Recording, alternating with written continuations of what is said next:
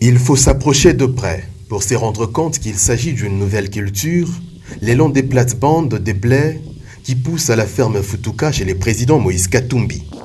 2 hectares étalés sur une grande surface.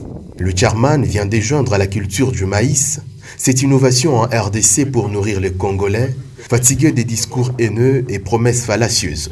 On a essayé le blé. On est en train de faire avec l'irrigation comme tu le vois. Ce n'est pas un discours. Il faut parler moins, il faut travailler. C'est le plus important. Le maïs vers le blé, c'est la même chose. Il y a le maïs aussi avec irrigation et il y a aussi le blé. On veut commencer à faire la farine de froment, la farine de pain. C'est réel, ce n'est pas un discours. On doit parler moins, on doit travailler.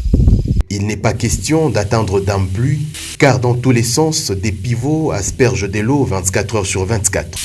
On a besoin de mvula, donc culture yote tunapenda kama ni minji, kama ni blé, kama ni soya, donc hiyo hapa produit. Kazi hapa iko hapo. Ombea président, donc Mungu amubariki sana vraiment. Nous sommes en pleine saison sèche, précisément au mois d'août 2024. Comme il l'a toujours dit, le président Moïse Katumbi rappelle l'utilité de l'agriculture pour l'avenir du pays. L'avenir de notre pays, c'est l'agriculture, hein? C'est le cuivre vert. Nous sommes très riches, on a beaucoup d'eau. Ici, c'est pendant la saison sèche, ce n'est pas pendant la saison de pluie. Nous sommes au mois d'août et là, vous aviez vu le blé, j'ai commencé avec le blé. Donc, nous avons un pays magnifique, béni par le Seigneur. Donc, on peut tout faire dans notre pays.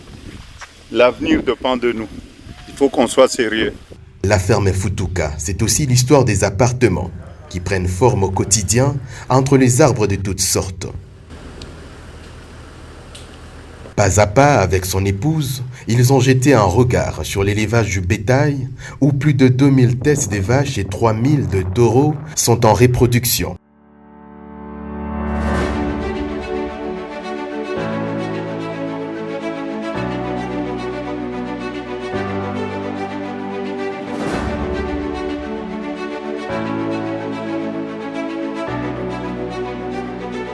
D'elle-même, la RDC est pleinement capable de se nourrir et nourrir le pays voisin.